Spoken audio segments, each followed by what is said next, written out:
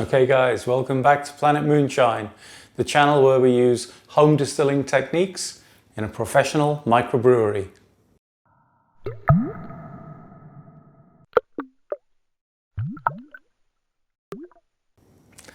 Today, I'm going to be seduced by the dark side of distilling. Yeah, because today we're going to make a dark side whiskey. I don't know about you guys, but I always thought the dark side was, pretty cool and really powerful and quite interesting. So,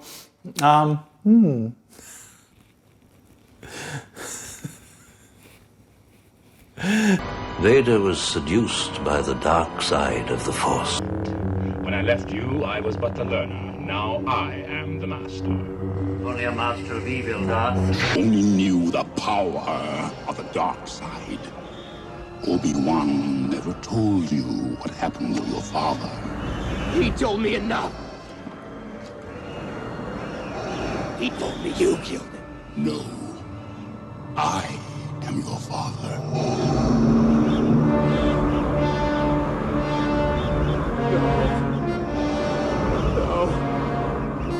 It's not true. That's impossible. There are Jedi out there who use both the dark side of the Force and the light side of the Force. Yeah, they tread a line between good and evil and draw power from both sides of the Force. They're known as Grey Jedi. And if that's piqued your interest, you better Google it and find out some more. But back to the dark side. Several years ago, I developed my recipe for an Imperial Porter, and this is that beer. It's still very, very popular with my customers, and it's a very, very nice beer, though I say so myself. So we're just going to try some of it, just to give you an idea about what it's about. So it's an Imperial Porter. It's very dark in colour. It's got a nice creamy head. On the nose, you get chocolate and coffee.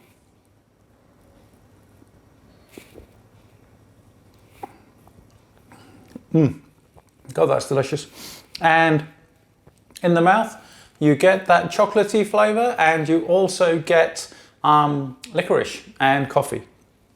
So it's a very delicious beer. It's about 7.2% alcohol by volume, and it's a dangerous beer because it's very velvety in the mouth. It's a little sweet. It goes down so smoothly that you wouldn't know you were drinking a high ABV beer. You don't really get any hint of all that alcohol that's in there. So if you carry on drinking it, yeah, you'll find the dark side. I sense the presence of an old friend. But friend or no, best not to take chances with a Sith.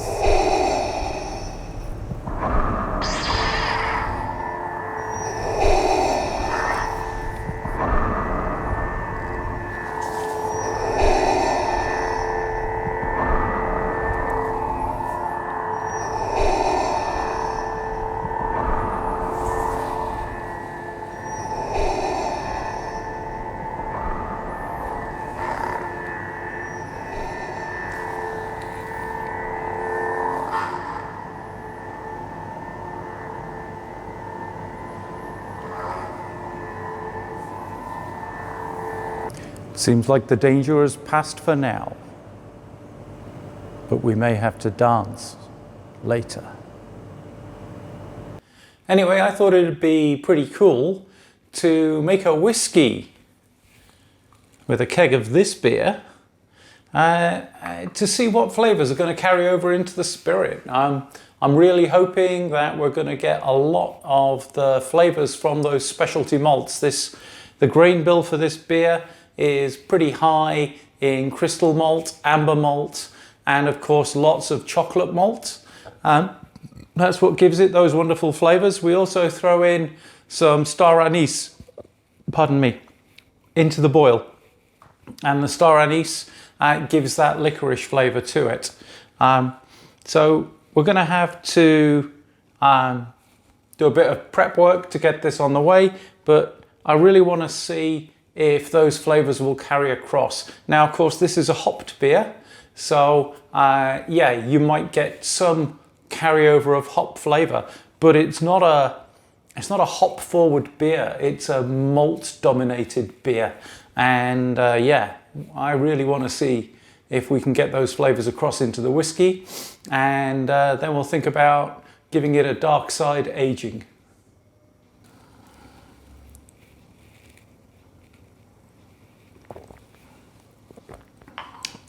So the plan is to take about 20 to 30 litres of this beer from a keg I've got in my cold room and to do a one and done slow distillation.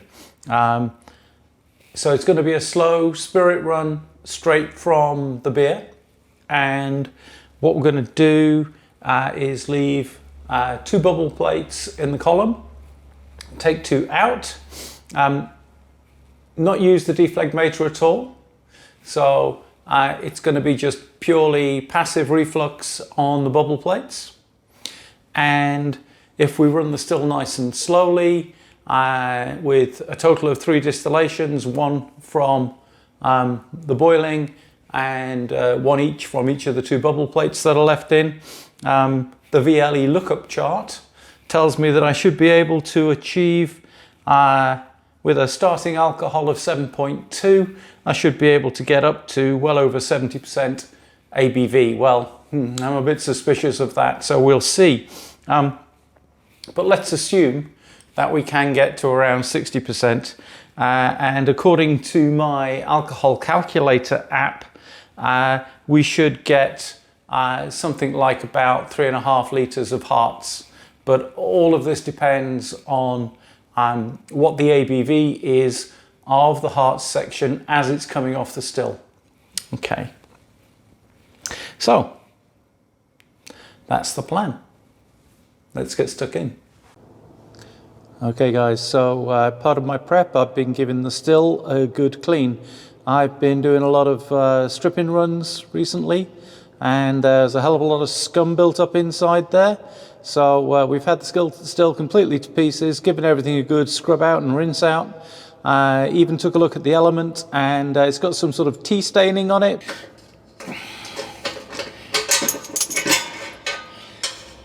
So there you go. You can see it's got a little bit of sort of tea staining on it, but no real crusty buildups. So I'm really happy with that. I'll stick that back together again. Okay, so we've put the still back together again, and the way we've set it up is we've got the sight glass at the bottom. The next bubble plate section has a bubble plate in it, and so does the one above. But the following 2 sections are just empty. The deflegmator's in place, but with no water. And of course, the rest of the still, all the way down to the parrot, completely standard. So while we're talking about the still, somebody asked me what this piece is for. And I have to admit that when I first got the still, I didn't know, so I asked the manufacturer, and they told me it's a pressure equalization part. Basically, whenever there's positive or negative pressure inside the still, it's able to vent to atmosphere through that little spout there. Now, you'll never lose any product vapor from this because, of course, it says stepping away a little bit.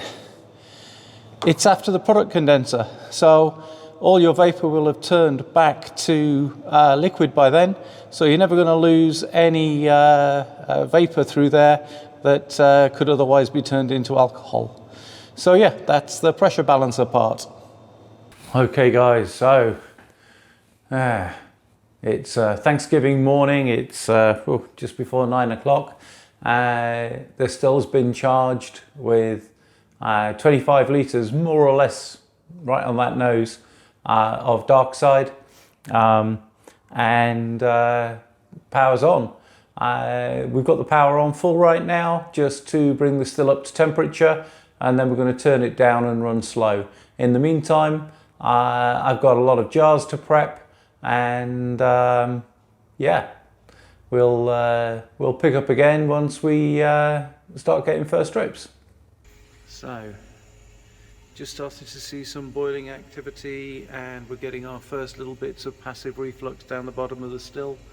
I've reduced the power already to just over half, and I think any second now we'll see the thermometer start to rise at the head. Yep.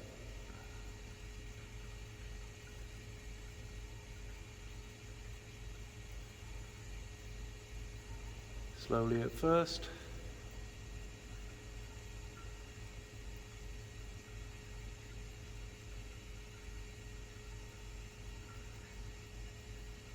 I can see passive reflux taking place throughout the still now. And we should be balancing soon.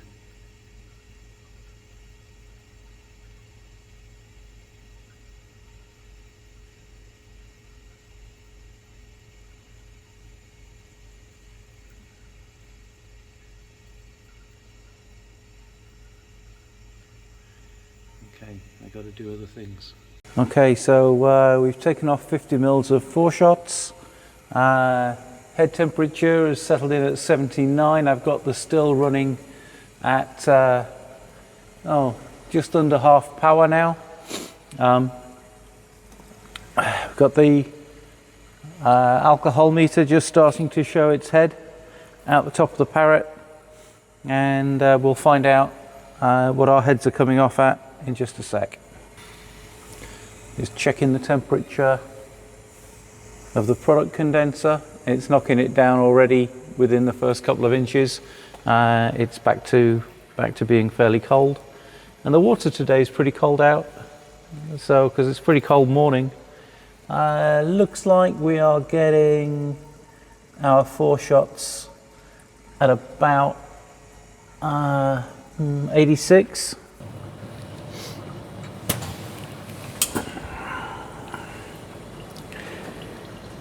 Okay, so we've got, I think our hearts are coming off right now, and I just want to find out how they're tasting. They're coming off just below 80, which is like mind-blowingly high.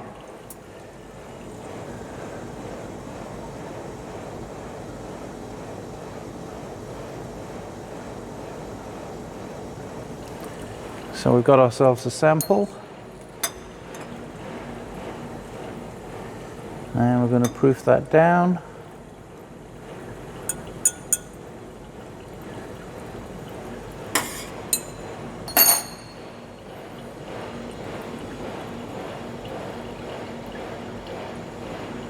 And on the nose it's very fruity.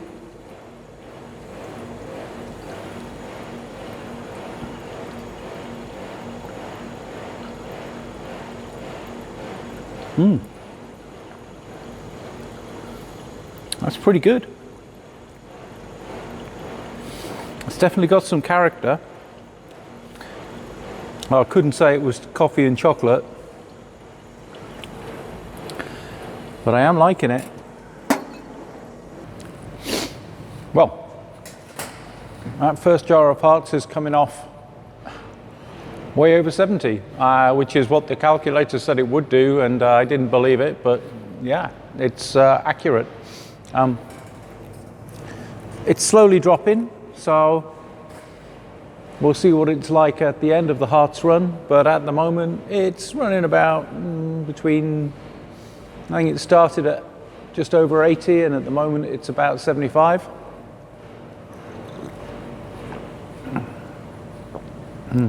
Got me some breakfast because man needs sausage sandwich supplementation at the still.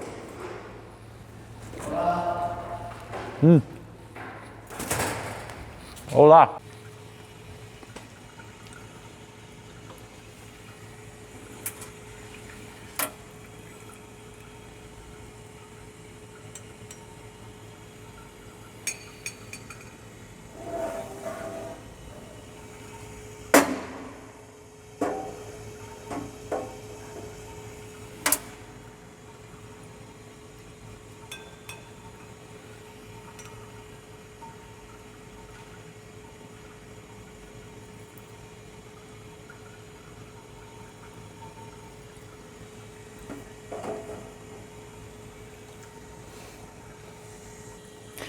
So we are just coming to the end of the third jar.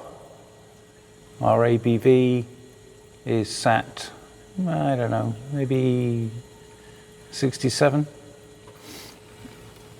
And the head temperature is what you can see there. If we look down at the bottom of the still, we can see there's just a very small amount of passive reflux. Maybe 5 or 6 drips a second going back into the still.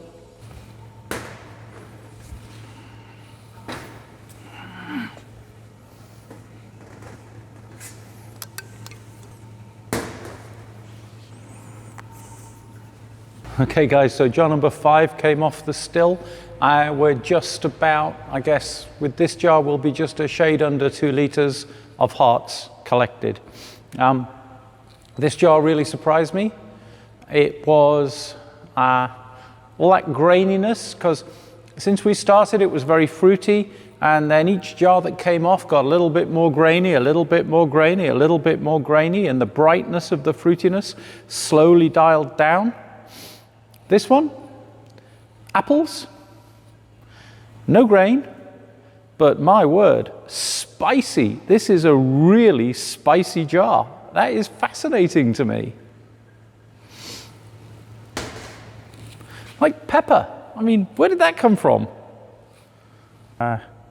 Something really freaky is going on here. I'm not quite sure what it is, but we're really deep in the tails now. We should have passed our hearts collection a good 350 mils ago, but I'm just not getting that real tailsy flavour through. I'm getting nutty things and I'm getting peppery things, but I'm not getting wet dog, I'm not getting cardboard, I'm not getting ass crack. What's happening? I don't know. Maybe I need to check this again tomorrow. But at the meantime, we're now collecting jar number 10. And like I said, still not tailsy? I don't know, you tell me. Right guys, so I've just switched off the still. We collected jar number 11 and I took 400 mils and that came off. It started coming off at about 38 ABV and it finished up about 28 ABV. The head temperature's 96, so that's probably about as deep as I want to go, but you know, this one has confused the living crap out of me. Maybe it is the power of the dark side, but it tastes a bit tailsy, that last jar, but it tastes more peppery than tailsy, and I don't know, it doesn't taste like any kind of tails I've ever tasted before coming off the still. Normally I get that wet cardboard, wet dog thing going on. This just doesn't taste like that, and it's kind of nutty and grungy and grainy, but it's not awful, and I don't understand it. I mean, it must be the bottom of the tails, but it doesn't taste like it.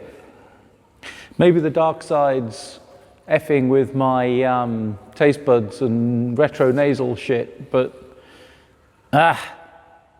it's weird. Anyway, tomorrow, when this is all breathed a little overnight and my taste buds have had a chance to reset themselves and maybe Darth Vader's not fucking around with me, we'll do the cuts.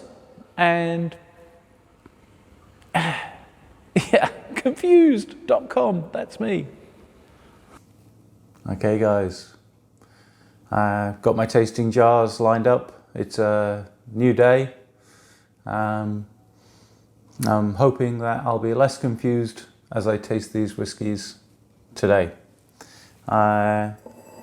So this is the jar it's all going to go into. Got some water, got my glass and my straw, got my notes from last night, and what we're going to do is start with the middle of hearts, which I figure is somewhere around about here, and we're just going to proof that down.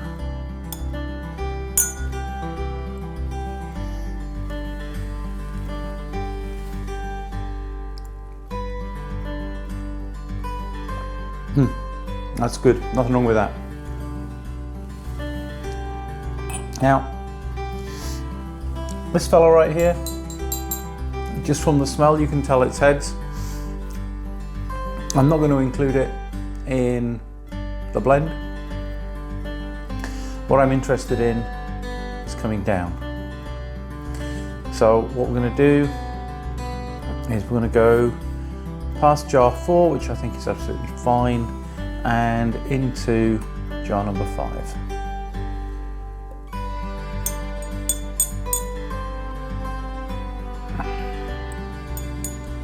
Now, according to my notes, jar number 5 was incredibly spicy. It's got that spicy smell to it.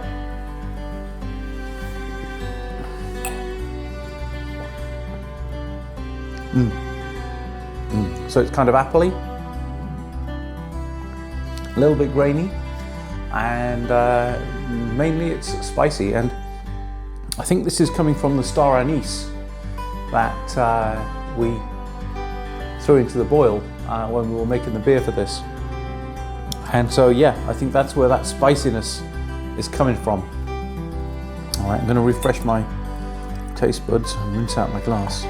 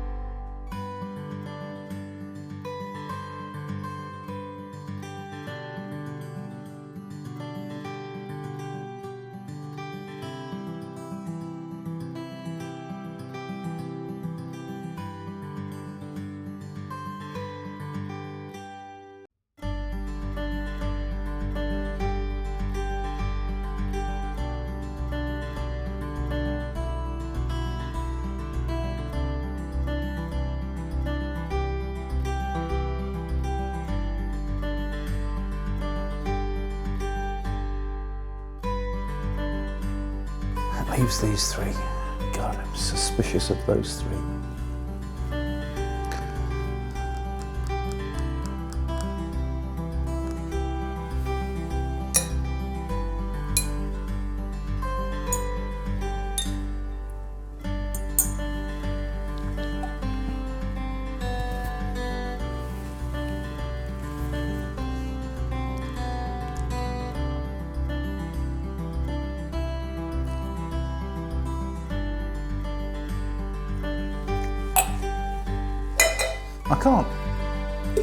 I can't say it tasted bad.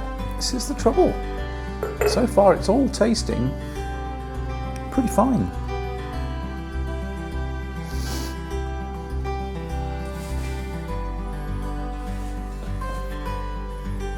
Okay, now I'm not going to put these 2 jars in, not because they taste bad, they don't, but they just don't taste as nice. I think with what I've got in here, I'm happy. And I just don't want to risk putting these 2 jars in just out of a sense of, I don't know, weird, because it doesn't taste as awful as it should taste, but it still doesn't taste as good as it could taste. Pardon me. Yeah, so I think that's it for the blend. And we'll come back to do final tasting and the aging plan in just a sec. Okay, so in the end, we had just about 2.5 litres of White Dog at 61% ABV. To that we added 180 mils of water, giving us this, which is just under 2.7 litres at 57%. Now 57% is the strength at which I'm going to age this, and we'll talk about that in just a minute. But this I proofed down to 40 just for sampling. So on the nose, we get a very bright, fruity, I'd say apples, pears, apricots kind of aroma.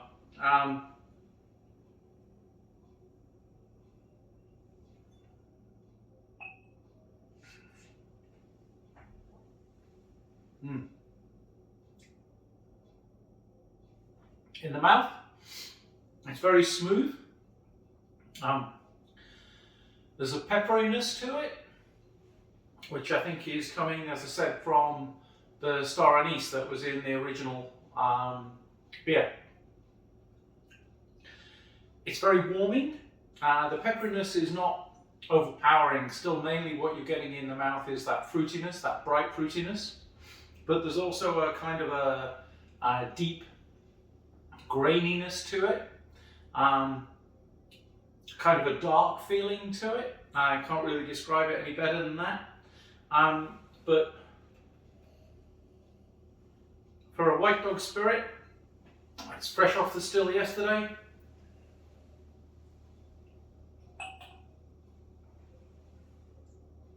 I think that's going to be great.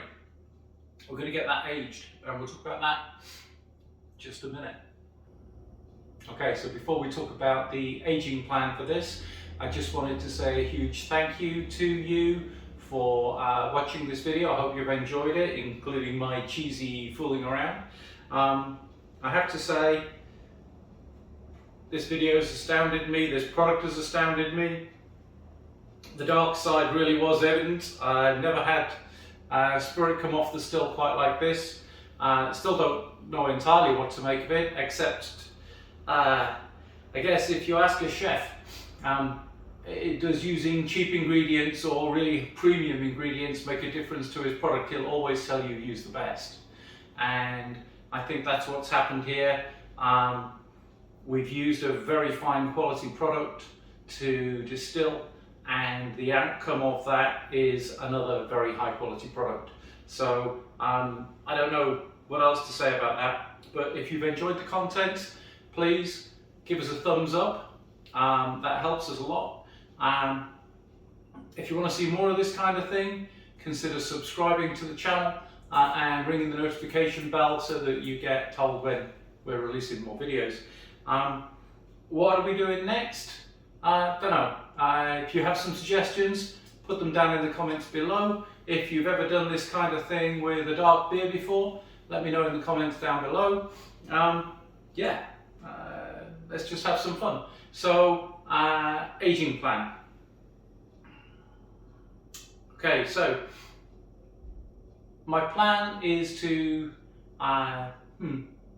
follow in the footsteps of Jesse's channel. I was inspired recently by a video that Jesse on the Distillation channel released showing how he's been cramming a lot of wood into his spirits at the beginning of the aging period, so that you get a lot of those compounds from the wood and the char on the wood into the spirit very, very quickly, very, very early in its aging. And then you take a load of it out so it doesn't go too far. So this is my plan for this. We're going to put a load of charred wood in here, more than I would normally put in.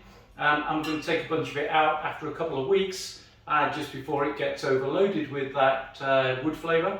But that means that all of that complexity of the wood compounds will be in the spirit from very early on in its aging process. So from that point forward, those flavours and compounds can develop with time and with the heating and cooling cycles that we get on a daily basis, and that should give it more complexity sooner than maybe 3 years. So I'm hoping that this will be something of note within 5 or 6 months, because we're cramming such a lot of wood in right at the beginning. So with that in mind, I'm going to put in some charred American white oak, some charred cherry, and some charred applewood.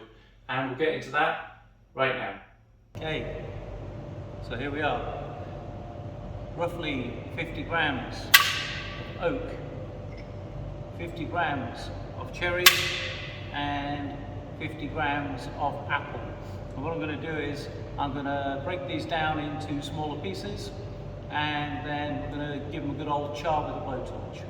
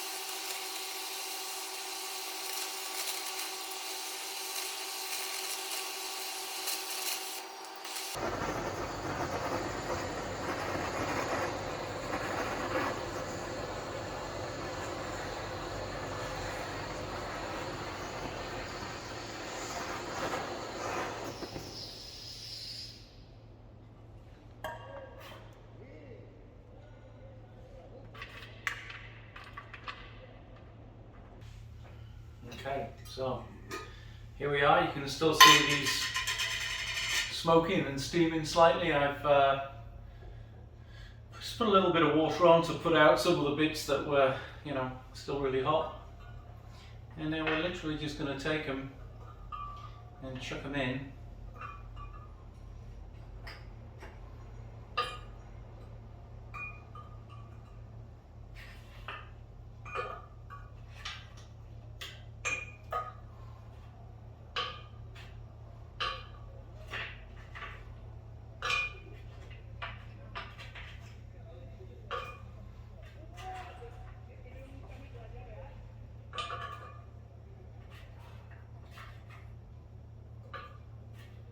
Yeah, don't bother with anything smaller than that. So, there we go. Wood in the spirit, and our aging process can begin. Give them a little shake around. Isn't that fabulous watching that all swirl around? Okay, so I'm going to leave that, and I'm going to check in on it after 2 weeks, see how far it's come. I've got an update to give you on some of my other whiskies and how they're aging. Yeah, so I'll check in again soon. In the meantime, hope you enjoyed our journey to the dark side of distilling.